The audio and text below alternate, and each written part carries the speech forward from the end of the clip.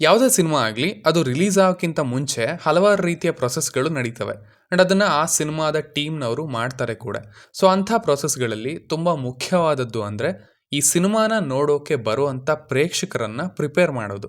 ನೀವು ಯಾವ ಥರದ ಸಿನಿಮಾವನ್ನು ನೋಡೋದಕ್ಕೆ ಬರ್ತಿದ್ದೀರಾ ಅಂತ. ಸೊ ಇದು ಒಂದು ಅತಿ ಮುಖ್ಯವಾದಂಥ ಹಂತ. ಅದು ಕರೆಕ್ಟಾಗಿ ಇದ್ದರೆ, ಕರೆಕ್ಟ್ ಮೀಟರ್ನಲ್ಲಿ ಇದ್ದರೆ, ರಿಲೀಸ್ ಆಗೋ ಸಿನಿಮಾನ ಹೋಲ್ತಾ ಇದ್ದರೆ ಅದು ಸಿನಿಮಾಗೆ, ಆ ಸಿನಿಮಾನ ಪ್ರೇಕ್ಷಕರು ರಿಸೀವ್ ಮಾಡೋ ರೀತಿಗೆ ಸಹಾಯ ಮಾಡುತ್ತೆ. ನಾನು ಅದನ್ನು ಸ್ಟ್ರಾಂಗ್ ಆಗಿ ನಂಬ್ತೀನಿ ಕೂಡ.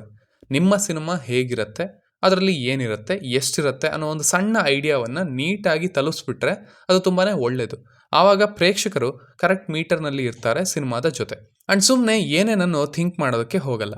ಅಕಸ್ಮಾತ್ ಅದು ಆಗದೇ ಇದ್ದರೆ ಸಿನಿಮಾ ತಕ್ಕಮಟ್ಟಿಗೆ ಚೆನ್ನಾಗಿದ್ರೂ ಕೂಡ ಪ್ರೇಕ್ಷಕರನ್ನು ಅದಕ್ಕೆ ಬೇರೆ ರೀತಿ ಪ್ರಿಪೇರ್ ಮಾಡಿದ್ದ ರೀತಿಯಿಂದ, ಅವರ ಎಕ್ಸ್ಪೆಕ್ಟೇಷನ್ಸ್ನಿಂದ ಆ ಒಳ್ಳೆ ಪ್ರಯತ್ನ ಕೂಡ ಚೆನ್ನಾಗಿ ರಿಸೀವ್ ಆಗದೆ ಇರ್ಬೋದು.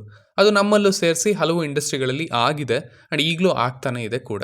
ಬಟ್ ಈ ವಿಚಾರದಲ್ಲಿ ಈ ಸಾರಿ ಈ ಮ್ಯಾಕ್ಸ್ ಚಿತ್ರತಂಡ ಕರೆಕ್ಟಾದ ಕೆಲಸವನ್ನ ಮಾಡಿದೆ ಅಂತ ಹೇಳ್ತೀನಿ. ಈವನ್ ಅದು ಸುದೀಪ್ ಅವರನ್ನು ಸೇರಿಸಿ. ಸಿನಿಮಾ ಹೇಗಿದೆ, ಸಿನಿಮಾದಲ್ಲಿ ಏನಿರಲಿದೆ, ಈ ಸಿನಿಮಾ ಯಾವ ಇಂಟೆನ್ಷನಲ್ಲಿ ಮಾಡಿದ್ದು, ಒಪ್ಕೊಂಡಿದ್ದು ಎಲ್ಲವನ್ನ ಅತಿ ಕ್ಲಿಯರ್ ಆಗಿ ಇಂಟರ್ವ್ಯೂಗಳಲ್ಲಿ ಹೇಳಿದ್ದಾರೆ ಅವರು. ಅಂಡ್ ಇದರ ಪ್ರಮೋಷನಲ್ ಕಾಂಟೆಂಟ್ಸ್ ಕೂಡ ಅದಕ್ಕೆ ಹೋಲುತ್ತೆ. ಒಂದು ರಾತ್ರಿಯಲ್ಲಿ ನಡೆಯುವಂಥ ಕಥೆ, ಆಕ್ಷನ್ ಓರಿಯೆಂಟೆಡ್, ಹಾಗೆಯೇ ತುಂಬ ವರ್ಲ್ಡ್ ಬಿಲ್ಡಿಂಗ್, ಹೊಸ ಪ್ರಪಂಚ ಸೃಷ್ಟಿಸೋದು, ಹೊಸ ವಿಷಯಗಳನ್ನು ತರೋದು, ಇವೆಲ್ಲವನ್ನ ಪಕ್ಕಕ್ಕಿಟ್ಟು ಮೊದಲು ಮಾಡ್ತಿದ್ದ ಹಾಗೆ ಒಂದು ಸಿಂಪಲ್ ಕಮರ್ಷಿಯಲ್ ಸಿನಿಮಾವನ್ನು ಕೊಡೋದಕ್ಕೆ ನೋಡಿರೋದು ಅಂತ. ಆ್ಯಂಡ್ ಈ ವಿಷಯ ಇಷ್ಟು ದಿನಗಳಲ್ಲಿ ಆಲ್ಮೋಸ್ಟ್ ಎಲ್ಲರನ್ನ ತಲುಪಿದೆ. ಆ್ಯಂಡ್ ಈ ಟ್ರೈಲರ್ ಕೂಡ ಅದನ್ನೇ ಹೇಳ್ತಾ ಇದೆ. ಅದೇ ರೀತಿ ಪ್ರೇಕ್ಷಕರನ್ನ ಪ್ರಿಪೇರ್ ಮಾಡೋದ್ರಲ್ಲಿ ಸಹಾಯ ಮಾಡ್ತಿದೆ ಅಂತ ಹೇಳ್ತೀನಿ. ಮ್ಯಾಕ್ಸ್ ಇದು ವಿಜಯ್ ಕಾರ್ತಿಕೇಯ ಅವರು ಡೈರೆಕ್ಟ್ ಮಾಡಿರುವಂಥ ಚಿತ್ರ. ತುಂಬ ವೇಗವಾಗಿ ಶೂಟಿಂಗ್ನ ಮುಗಿಸಿ ಆದಷ್ಟು 2023ರಲ್ಲೇ ಸಿನಿಮಾನ ರಿಲೀಸ್ ಮಾಡಬೇಕು ಅನ್ನೋ ಒಂದು ಹಂಬಲವನ್ನು ಚಿತ್ರತಂಡ ಇಟ್ಕೊಂಡಿತ್ತು. ಸುದೀಪ್ ಅವರು ಕೂಡ ಅದನ್ನು ಎಲ್ಲ ಕಡೆ ಹೇಳ್ಕೊಂಡಿದ್ರು. ಬಟ್ ಹಲವಾರು ಕಾರಣಗಳಿಂದ ಸಿನಿಮಾ ಮುಂದಕ್ಕೆ ಹೋಯಿತು. ಚಿತ್ರೀಕರಣಕ್ಕೆ ಸಣ್ಣದಾಗಿ ಅಡೆತಡೆಗಳು ಬಂದವು. ಇನ್ನು ಚಿತ್ರೀಕರಣ ಮುಗಿದಾದ ಮೇಲೂ ಸಹ ಚಿತ್ರ ಅತಿ ಈಸಿಯಾಗಿ ರಿಲೀಸ್ ಆಗಲಿಲ್ಲ. ಆಗಸ್ಟ್, ಸೆಪ್ಟೆಂಬರ್, ಅಕ್ಟೋಬರ್ ಅಂತ ಪೋಸ್ಟ್ಪೋನ್ ಆಗ್ತಾನೆ ಹೋಯಿತು. ಅಟ್ ಸಮ್ ಪಾಯಿಂಟ್ ಆ ಕನೆಕ್ಷನ್ನ ಕಳ್ಕೊಳ್ತು ಕೂಡ. ಇವನ್ ಫ್ಯಾನ್ಸ್ ಕೂಡ ಫ್ರಸ್ಟ್ರೇಟ್ ಆಗಿದ್ರು, ಸುದೀಪ್ ಅವರ ಮೇಲೇ ಬೇಜಾರಾಗಿದ್ರು. ಅಂಡ್ ಅದನ್ನು ಅರ್ಥ ಮಾಡ್ಕೊಳ್ಬೋದು. ಸೊ ಈ ವರ್ಷನೂ ಸಿನಿಮಾ ಬರೋ ಹಾಗೆ ಕಾಣ್ತಿಲ್ಲ ಅಂದಾಗ ಒಂದೇ ಸಾರಿಗೆ ಅಪ್ಡೇಟ್ ಬರುತ್ತೆ. ತದನಂತರ ಕೆಲಸಗಳು ಶುರು ಆಗತ್ವೆ ಆ್ಯಂಡ್ ಪ್ರಮೋಷನಲ್ ಕಾಂಟೆಂಟ್ಸ್ ಕೂಡ ಹೊರಗೆ ಬರೋದಕ್ಕೆ ಸ್ಟಾರ್ಟ್ ಆಗ್ತವೆ. ಸಣ್ಣ ಗ್ಲಿಮ್ಸ್ ರೀತಿ ಇರುವಂಥ ಟೀಸರ್ ಬಂತು, ನಂತರ ಹಾಡುಗಳು ಬಂದವು. ಆ್ಯಂಡ್ ಟ್ರೈಲರ್ ಇರುತ್ತಾ ಇರಲ್ವಾ ಅಂತ ಕನ್ಫ್ಯೂಷನಲ್ಲಿ ಇದ್ದವ್ರಿಗೆ ಅಂತೂ ಅದರ ಬಗ್ಗೆನೂ ಅಪ್ಡೇಟನ್ನು ಕೊಟ್ಟು ನಿನ್ನೆ ಪ್ರೀ ರಿಲೀಸ್ ಇವೆಂಟ್ನಲ್ಲಿ ಅದನ್ನು ರಿಲೀಸ್ ಮಾಡಿದ್ದಾರೆ. ಮೇ ಬಿ ಇದೇ ಸಿನಿಮಾದ ಕೊನೆಯ ಪ್ರಮೋಷನಲ್ ಕಾಂಟೆಂಟ್ ಅಂತ ಅಂದ್ಕೊಳ್ತೀನಿ. ಬಿಫೋರ್ ರಿಲೀಸ್ ಇನ್ನೊಂದು ಹಾಡಿದೆಯಂತೆ, ಅದನ್ನು ನಾವು ಸಿನಿಮಾದಲ್ಲೇ ಕೇಳಬೇಕೇನೋ. ಇದರ ಪ್ಲಾಟ್ ವಿಚಾರವಾಗಿ ಆಲ್ರೆಡಿ ಹಲವರಿಗೆ ಇದರ ಬೇಸಿಕ್ ಪಾಯಿಂಟ್ ಏನು ಅನ್ನೋದು ಗೊತ್ತಿದೆ ಅಂತ ಅಂದ್ಕೊಳ್ತೀನಿ.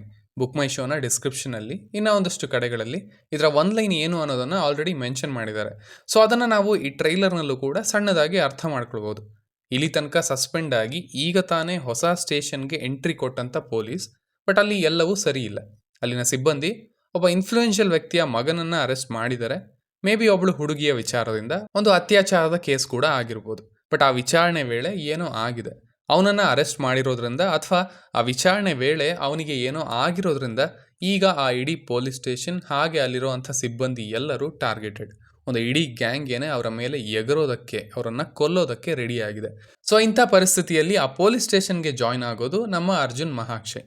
ಸೊ ಇವನಿಗೆ ಅವರನ್ನು ಸೇವ್ ಮಾಡೋದಕ್ಕೆ ಆಯ್ತಾ, ಆ್ಯಂಡ್ ಈ ಪ್ರೊಸೆಸ್ಸಲ್ಲಿ ಇನ್ನೂ ಏನೇನು ಆಗತ್ತೆ ಅನ್ನೋದನ್ನೆಲ್ಲ ನಾವು ಸಿನಿಮಾದಲ್ಲೇ ನೋಡಿ ತಿಳ್ಕೊಳ್ಬೇಕು. ಪರ್ಸ್ನಲಿ ಆ್ಯಕ್ಷನ್ ಫಿಲ್ಮ್ಸ್ ಅಂದರೆ ತುಂಬ ಇಷ್ಟ. ಏನೋ ಒಂದು ಗುರಿ ಅಂತ ಇಟ್ಕೊಂಡು ಬೇರೆ ಯಾವ ಥರದ ಡಿಸ್ಟ್ರಾಕ್ಷನ್ ಅಂತ ಇಲ್ಲದೇ ಅದೇ ರೀತಿಯ ಇಂಟೆನ್ಸಿಟಿ ಜೊತೆ ಮುಂದುವರಿಯುವಂಥ ಆ್ಯಕ್ಷನ್ ಫಿಲ್ಮ್ಸ್. ಅವುಗಳಲ್ಲಿ ಪ್ಲಾಟ್ ತುಂಬ ಸಣ್ಣದಾಗಿರುತ್ತೆ, ಬಟ್ ಅವು ಕೊಡೋವಂಥ ಎಕ್ಸ್ಪೀರಿಯನ್ಸ್ ಚೆನ್ನಾಗಿರುತ್ತೆ. ಸ್ಕ್ರೀನ್ ಪ್ಲೇ ಕಂಟಿನ್ಯೂಸ್ ಆಗಿ ಓಡ್ತಾ ಇರುತ್ತೆ, ಸ್ಟೇಕ್ಸ್ ಬರ್ತಾ ದೊಡ್ಡದಾಗ್ತವೆ, ಕಷ್ಟ ಆಗ್ತಾ ಹೋಗುತ್ತೆ ಪ್ರತಿ ಸ್ಟೇಜಲ್ಲೂ. ಬಟ್ ಅಲ್ಲೂ ಕೂಡ ನಿಂತ್ಕೊಂಡು ಇಂಪಾಸಿಬಲ್ ಅಂತ ಅನ್ಸೋದನ್ನು ಪಾಸಿಬಲ್ ಮಾಡೋ ಹೀರೋನ ಕ್ಯಾರೆಕ್ಟರ್. ಸೊ ಆ ಥರದ ಒಂದು ಪ್ರಾಪರ್ ಆ್ಯಕ್ಷನ್ ಫಿಲ್ಮ್ನ ನಾನು ಎಕ್ಸ್ಪೆಕ್ಟ್ ಮಾಡ್ತಾ ಇದ್ದೀನಿ. ಆ್ಯಂಡ್ ಅಫ್ಕೋರ್ಸ್ ಅಲ್ಲಿ ಸುದೀಪ್ ಅವರ ಫ್ಯಾನ್ಸ್ಗೆ ಬೇಕಿರುವಂಥ ಒಂದಷ್ಟು ಎಲಿಮೆಂಟ್ಸ್ನ ಕೂಡ ಇಟ್ಟಿರ್ತಾರೆ. ಅವರ ಸ್ವ್ಯಾಗ್, ಆ ಡೈಲಾಗ್ಸ್ ಮೇಲೆ ಹೆಚ್ಚು ಕಾನ್ಸಂಟ್ರೇಷನ್ ಹೋಗಿರುತ್ತೆ ಅಂತಲೂ ಅಂದ್ಕೊಳ್ತೀನಿ. ಈ ಟ್ರೈಲರ್ ಅದನ್ನೇ ಹೇಳ್ತಾ ಇತ್ತು. Let's see. ಇದೇ ಡಿಸೆಂಬರ್ 25ಕ್ಕೆ ಸಿನಿಮಾ ರಿಲೀಸ್ ಆಗ್ತಾ ಇದೆ. 2024 ಅಂತೂ ಒಂದು ಒಳ್ಳೆ ಥರದಲ್ಲಿ ಎಂಡ್ ಆಗ್ತಾ ಇದೆ. UI ಒಂದಷ್ಟು ಸದ್ದನ್ನು ಮಾಡ್ತಾ ಇದೆ ಬಾಕ್ಸ್ ಆಫೀಸ್ನಲ್ಲಿ. ಅದನ್ನು ಈ ಬುಧವಾರದಿಂದ ಮ್ಯಾಕ್ಸ್ ಕೂಡ ಸೇರಿಕೊಳ್ಳಿ. 2.5 ವರ್ಷದಿಂದ ಕಾದು ಕೂತಿರೋಂಥ ಅಭಿಮಾನಿಗಳಿಗೆ, ಸಿನಿಮಾ ಪ್ರೇಕ್ಷಕರಿಗೆ ಒಂದೊಳ್ಳೆ ಸಿನಿಮಾ ಸಿಗಲಿ ಅಂತ ಕೇಳ್ಕೊಳ್ತಾ ನಾನು ಹೊರಡ್ತಾ ಇದ್ದೀನಿ. ಇನ್ನು ನಿಮಗೆ ಈ ಟ್ರೈಲರ್ ಹೇಗನ್ನಿಸ್ತು, ನಿಮ್ಮನ್ನು ಹೇಗೆ ಪ್ರಿಪೇರ್ ಮಾಡ್ತೋ ಇದು ಅನ್ನೋದನ್ನು ಖಂಡಿತ ಕೆಳಗಡೆ ತಿಳಿಸಿ. ಆ್ಯಸ್ ಯೂಶುವಲ್ ಮತ್ತೆ ಸಿಗೋಣ.